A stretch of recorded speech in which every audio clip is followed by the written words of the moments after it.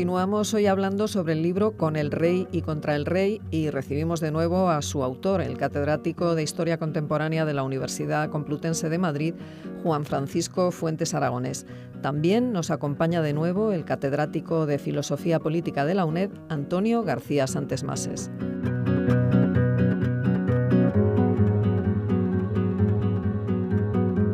Buenos días, pues tenemos hoy con nosotros al profesor Juan Francisco Fuentes. Como decíamos, nada mejor para inaugurar el nuevo curso que meterse en un libro potente, un libro de interés, como este libro Con el rey y contra el rey, porque es como una reconstrucción de la historia de España desde la restauración de Cánovas hasta el 2014. No sé si en este segundo programa ya podremos llegar tan lejos, pero por lo menos sí nos habíamos quedado en el programa anterior en la figura de Luis Araquistáin. Veíamos la intensidad vital de este hombre, todo lo que había pasado por él, ¿no? Porque, claro, efectivamente, subsecretario del Ministerio de Trabajo, embajador en Berlín, vive lo que significa el ascenso del nazismo, de alguna forma inspira aquella idea de caballero de la violencia, ¿no? Aquella idea de caballero, uno ante la violencia puede tener una posición pacifista, poner la otra mejilla, uno puede tener la segunda posición, que es la legítima defensa una vez que me atacan, pero puede tener una tercera, que es la violencia preventiva, saber que me vas a atacar y me adelanto. Y de alguna forma esto es lo que va a llevar a toda la idea que realmente pues, fue un fiasco de la huelga general revolucionaria de octubre del 34, excepto en Asturias, y toda la represión posterior, la incorporación en ese momento de una nueva generación de gente más vinculada al comunismo, como los hijos de algunos de los dirigentes, Santiago Carrillo y otros, y todo el lío que eso va a provocar en el Partido Socialista. De esto se ha escrito mucho y se ha publicado mucho, pero a mí me gustaría que entonces cogiéramos ahora el debate en ese momento que tú dices, bueno, ha terminado la guerra, se llega al exilio y se tiene la experiencia como tremenda, ¿no? La experiencia de unos de lo que ha sido la Junta de Casado y el conflicto. Pensemos en Carrillo, que no vuelve a hablar con su padre hasta el año 56, 57, y aquella carta terrible que le escribe, y el padre contestando a Stalin, pero a la vez, enseguida, el pacto germano-soviético, que es de alguna forma la cosa en la que los socialistas se van a parapetar para decir, ¿lo veis como realmente solo estaban interesados en lo que le ocurría a la Unión Soviética? Han abandonado su suerte a las democracias europeas, primero nos abandonaron a nosotros. Entonces ahí hay toda esa vivencia, y hay una frase que tú dices en el libro, ¿no? Que de pronto aparecen las memorias de Azaña. No las memorias como las conocemos hoy, no las memorias que ha editado el Centro de Estudios Constitucionales con las introducciones de Santos Juliá o con lo que había aparecido antes ya en el exilio, en la época de Marichal. No, lo que había cogido una parte del franquismo, habían cogido algunos de aquellos cuadernos, la manipulación, y entonces esa frase que de pronto leen algunos de ellos, el propio Caballero, y pensar que con esta gente habíamos nosotros hecho pactos y acuerdos y tal. ¿Cómo es esa vivencia que de alguna forma has planteado el otro día? Una cierta nostalgia en parte de lo que la restauración, una cierta distancia con lo que fue la República, porque ahí hay como dos lecturas, ¿no? Unos de los que dicen, este caballero, este Araquistáin, son los grandes responsables porque en el fondo en la primavera del 36 no permitieron que Prieto fuera primer ministro y Azaña presidente, y ellos que hacen otra interpretación, el papel que va a jugar la Unión Soviética de Stalin y la distancia con los republicanos. Eso es un debate duro, ¿no? Bueno, son temas muy, muy complicados. Araquistáin, que es un gran inspirador de teorías, unas acertadas, otras no, todas ocurrentes.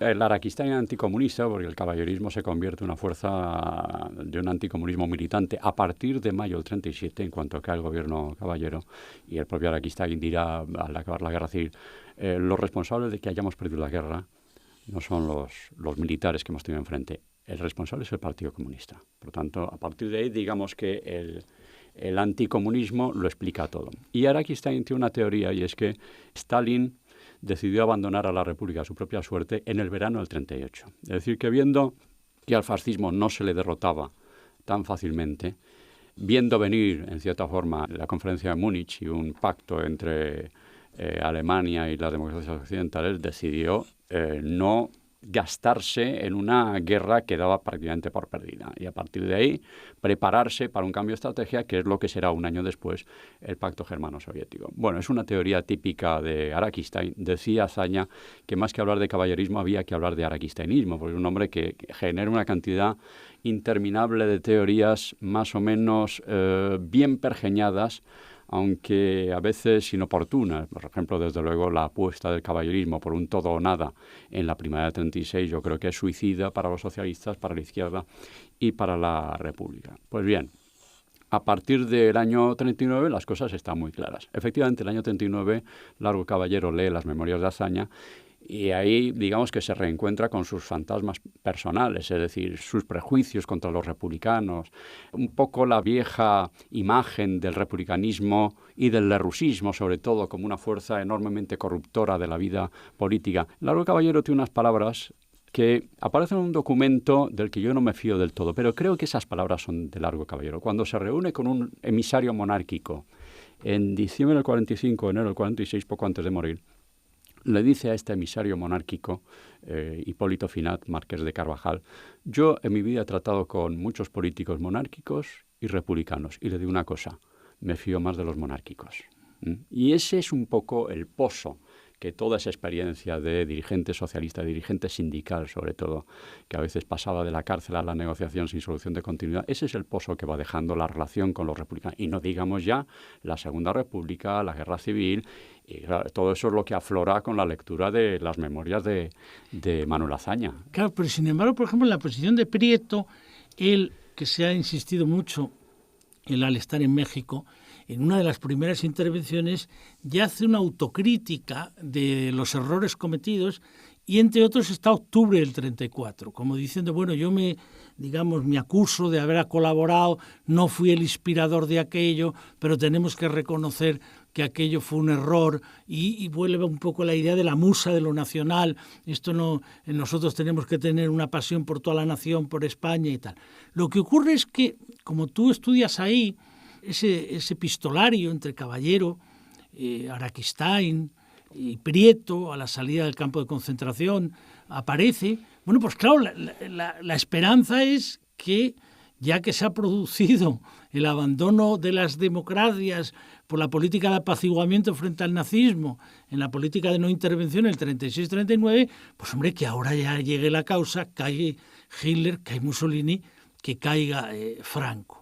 Y ahí es donde aparece todo este periodo, que yo creo que hay un personaje, porque tú estudias tantos personajes ahí, que ha sido poco estudiado, pero tú ahí yo creo que con gran finura, que es Don Juan de Borbón. Después hay una frase de Prieto, ¿cómo es aquello? El mozo no es de fiar, por toda la cantidad de vaivenes que da.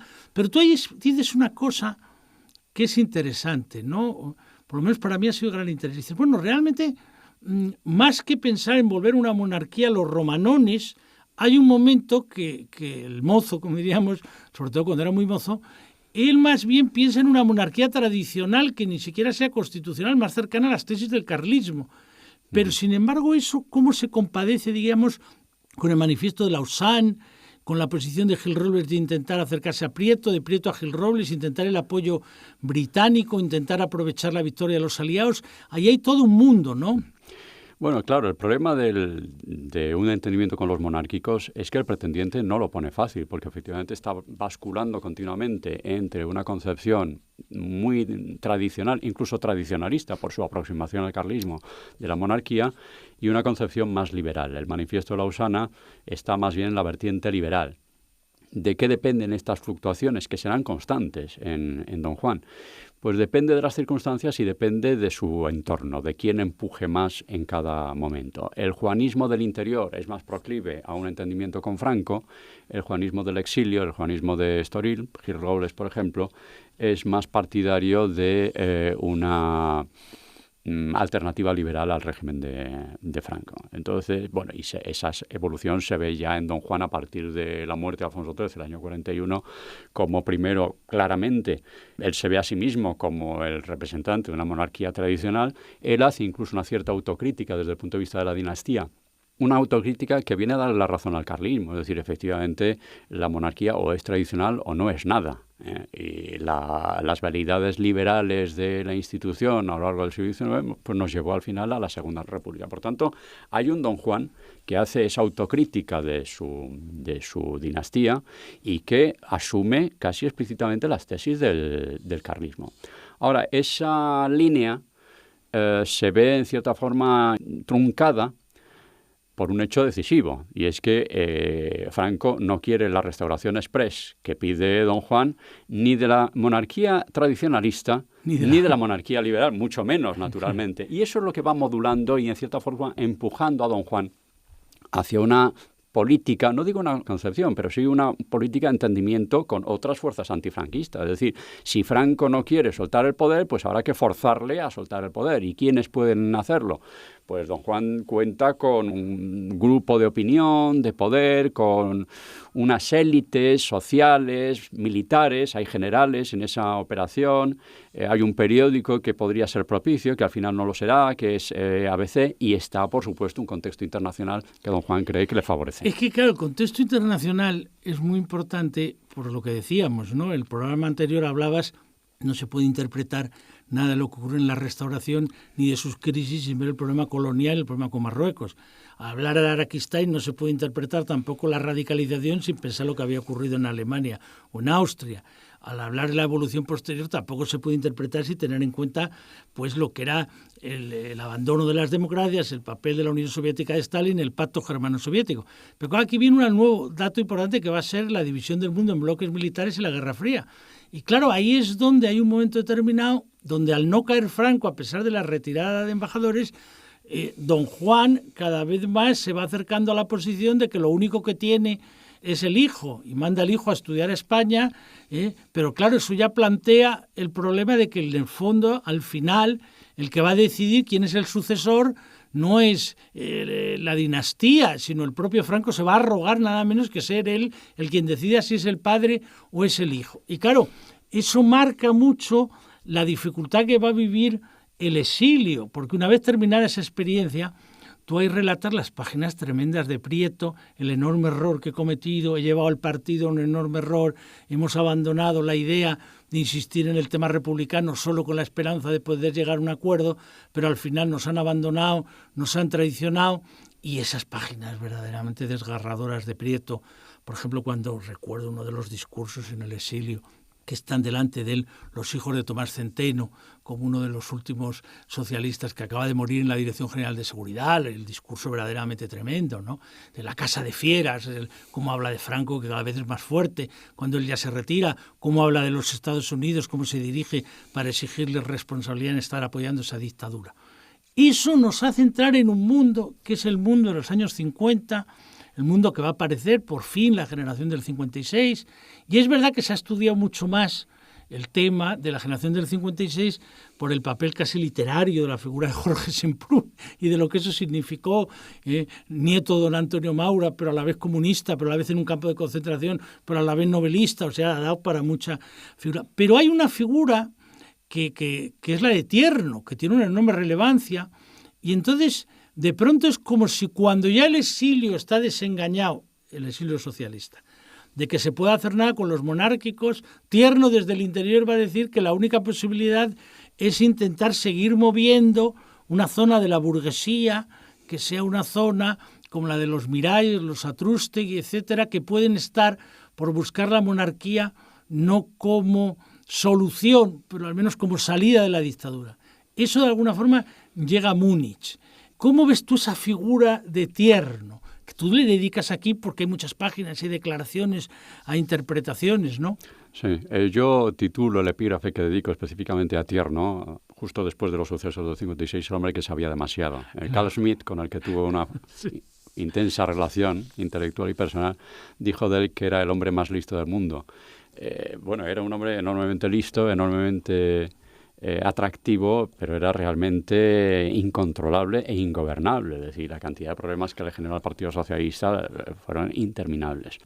Tierno, efectivamente, es una de las derivaciones de los sucesos del 56. Él ya es profesor de un cierto prestigio, catedrático en Salamanca, tiene su grupo de opinión, su sus seguidores, tiene su revista, tiene su fórmula, el funcionalismo. Y él descubre efectivamente varios conceptos, varias ideas, varias alternativas. Uno es el funcionalismo, es decir, la europeización de España, la apuesta por Europa. Otro es el entendimiento con los monárquicos. Otro será más adelante el nuevo sindicalismo de comisiones obreras, ya en los años 60. Es decir, él intenta abrir todas las puertas posibles. El problema es que al final tiene que elegir una de ellas. No es un recorrido, no es un pasillo, digamos, que transita por varias puertas, sino que tiene que elegir de entrada una de ellas y no acaba de decidirse. Es decir, como hace tantas apuestas, algunas evidentemente son buenas, se verá en el futuro. Está la cuestión de la monarquía. Él tiene relaciones muy estrechas, por ejemplo, con los monárquicos de Unión Española, de Satrústegui. Yo creo que él ve muy claro que el futuro para España es un entendimiento entre monarquía y socialismo, cosa que probablemente, aunque no lo supiera, estaban viendo también en el campo monárquico. Yo reproduzco documentos en mi libro que muestran esa búsqueda desde el campo dinástico o desde el campo monárquico de un socialismo dinástico, yo lo llamo así, que generalmente aparece con la denominación, y es lógico, de laborismo. Por tanto, digamos que hay una búsqueda en paralelo en el campo monárquico de un socialismo dinástico y en el campo de ese socialismo más o menos inclasificable de Tierno, de algún tipo de colaboración, de entendimiento con los monárquicos. Él lo ve todo muy pronto y muy claro, pero no acaba de decidirse. Él tiene intención de quedarse con el PSOE del Interior.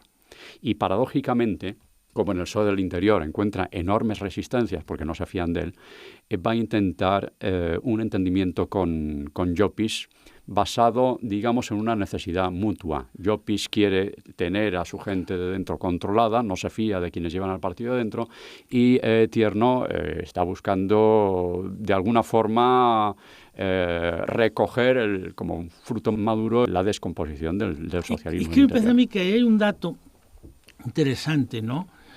Que es, vamos a ver, del 56 al 65, con la enorme importancia que tiene Múnich, todavía hay como una figura para aquellos estudiantes del 56, que ahora ha sido retratada, reconstruida, reconocida, biografiada, que es la de Dionisio Ridruejo. Es decir, una figura como muy atractiva.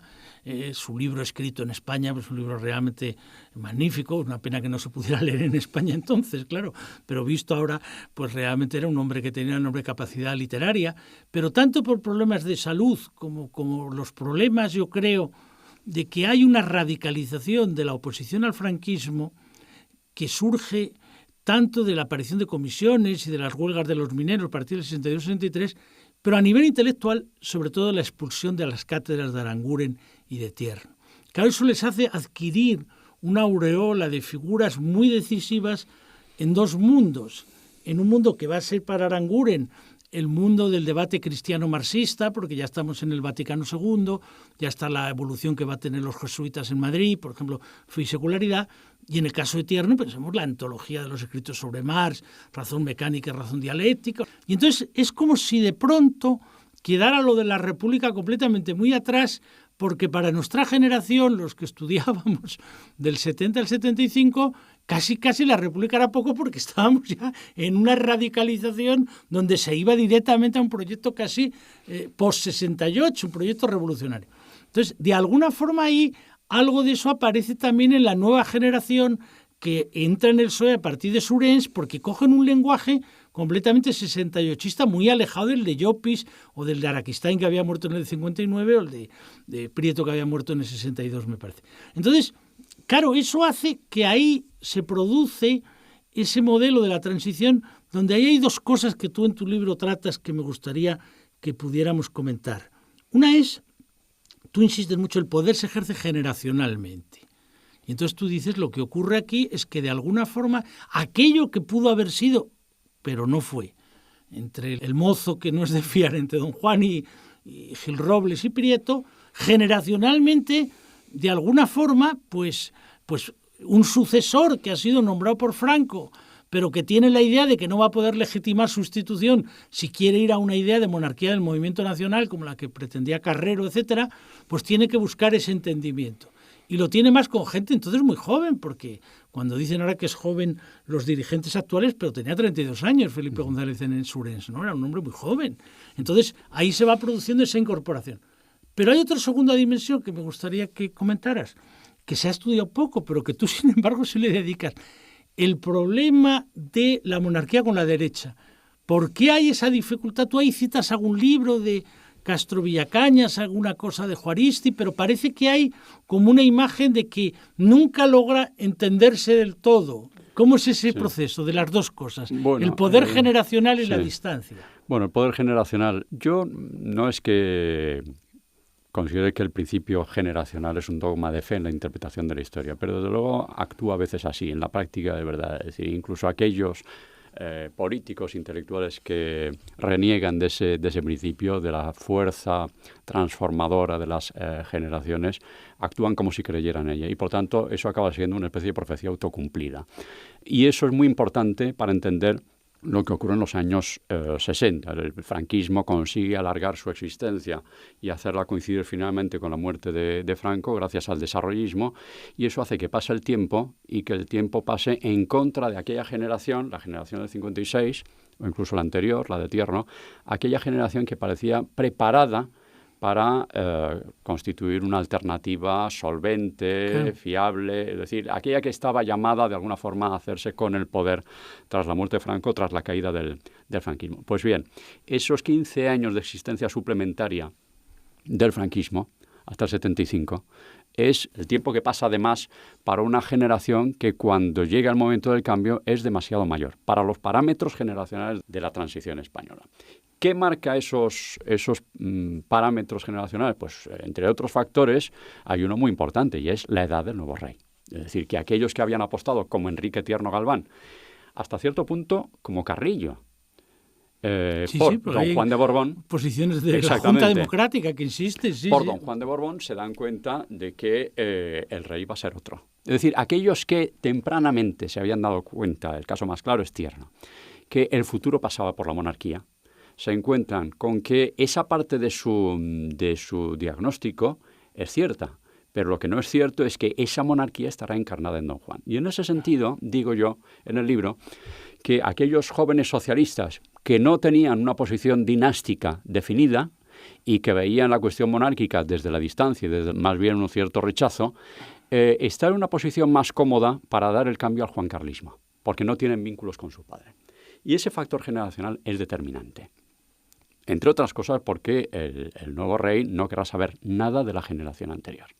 Es decir, que considera que ya ha superado con creces la etapa de la tutela, de los mentores y de los consejeros áulicos, y que hay que pasar a otra cosa. Y esa otra cosa es tener a su alrededor a gente de su generación que más o menos haga, que lleve a la práctica aquello que son sus intuiciones políticas. Por tanto, eso respecto al factor generacional. ¿La otra pregunta era? No, es que ahí está el punto que para nosotros en pensamiento político es muy importante. Claro, es que lo que has dicho, los 15 años, porque claro, Ridruejo muere en el 75, muere antes que Franco. En junio del 75. Pero es que Ruy Jiménez, que nosotros aquí hemos comentado sus memorias con Elías Díaz, los escritos, el pobre es que se presenta y no sale ni siquiera diputado. Claro. O Gil Robles.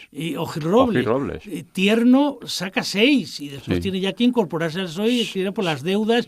O sea que es un drama para todas las figuras que habían tenido, y ya emerge efectivamente esa nueva generación. Uh-huh. Pero eso, la segunda pregunta era con la derecha, pasa con la derecha. Porque hay una figura de esa edad, parecida a la de Tierno, que sería Fraga, más joven que Tierno, pero no mucho más, que el rey de alguna forma orilla ese tipo de generación al apostar por Suárez. Y eso de alguna forma tú vienes a explicar que ahí hay una herida que la derecha, porque a fin de cuentas a partir del 82 la derecha es el partido que funda Fraga, los otros desaparece la UCD, ¿no? Sí. Que de alguna forma lo han mantenido durante tiempo, incluso en esas páginas ya casi de historia, ya no del presente, sino reciente, de cuando ya se produce la crisis completa de la corona y le dicen más vale que abdique usted porque si no esto salta por los aires, al final la propia institución no va a poder pervivir y tal. Y entonces, ¿cómo es esa vivencia de la derecha en relación a este tema? El problema de la derecha española actual con la corona viene desde luego de Fraga, aunque tiene sus antecedentes, yo me remito a ellos en el libro. En primer lugar, bueno, el más remoto es el caso de Maura y el maurismo. la ruptura con la dinastía, con Alfonso XIII, la creación de una especie de extrema derecha antidinástica, un fenómeno que yo no sé hasta qué punto tiene continuidad después. Pero después viene Falange. Falange es una fuerza claramente antidinástica, no voy a decir republicana, pero desde luego sí antidinástica. Y en el libro recojo momentos concretos en los que ese sentimiento antidinástico se expresa, por ejemplo, contra don Juan Carlos, no digamos contra don Juan. Algún boicot personal cuando llega a la universidad para iniciar sus estudios, etcétera. Por tanto, hay un fuerte sentimiento antidinástico que no quiere decir republicano, que en algún caso aislado también lo había. En algún caso aislado también lo había. Por tanto, hay un sustrato ahí. Para entender el libro, es decir, y sin presentismos ni sin ventajismos, para entender por qué al final hay esa confluencia entre monarquía y socialismo, hay que partir de, dos parámetros que empujan en esa dirección, que empujan hacia el encuentro. Por un lado, las malas relaciones históricas entre los socialistas y los republicanos, y por otro lado, las malas relaciones históricas, con ciertas discontinuidades, entre la monarquía y la derecha. Y eso es algo que favorece ese encuentro. Pues bien, en todo caso, ese fenómeno, que es interesantísimo, se reactiva, cobra nueva carta de naturaleza con las relaciones entre Juan Carlos de Borbón y Fraga. Yo cito un documento que le llega a Carlos Arias Navarro a principios de diciembre del 75, cuando está pergeñando su primer gobierno, que es un gobierno prácticamente que le hacen en la zarzuela, un documento que le llega de mano de Armada que dice Fraga a educación, para que se queme. La idea es acabar con Fraga lo antes posible. Ahí hay un factor de edad, de nuevo, un factor generacional, sin duda. Hay un factor político, inmediato, y es ¿dónde estaba Fraga y dónde estaba Juan Carlos de Borbón en la crisis matesa del año 69? Pues bien, estaban frente a frente. Los aliados políticos, los pocos que tenía Juan Carlos en el franquismo, eran los tecnócratas, y Fraga fue el que intentó dinamitar el tinglado de los tecnócratas. Por tanto, a partir de ahí está clarísimo quién es quién. Por tanto, un factor generacional, está la estela de los problemas del tardo franquismo, esos problemas históricos de cierta derecha con la monarquía, y a partir de ahí, pues las malas relaciones personales y políticas, o la distancia, la falta de química, como mínimo, entre el rey y Fraga, que luego se transmite a su sucesora, José María Aznar. Bueno, pues aquí tenemos que terminar. Le agradecemos a Juan Francisco este recorrido por la historia de España, por lo menos casi 150 años, desde 1879 hasta el 2014. El lector podrá adentrarse en una enorme cantidad de personajes y a la vez le ayudará a ver ese contexto en el que se mueven los intelectuales a los que nosotros normalmente trabajamos, sea Araquistáin, sea Azaña, sea Ortega, sea Ridruejo, sea Aranguren o sea Tierno. Bueno, pues nada más, Juan Francisco, muchas gracias. Muchas gracias.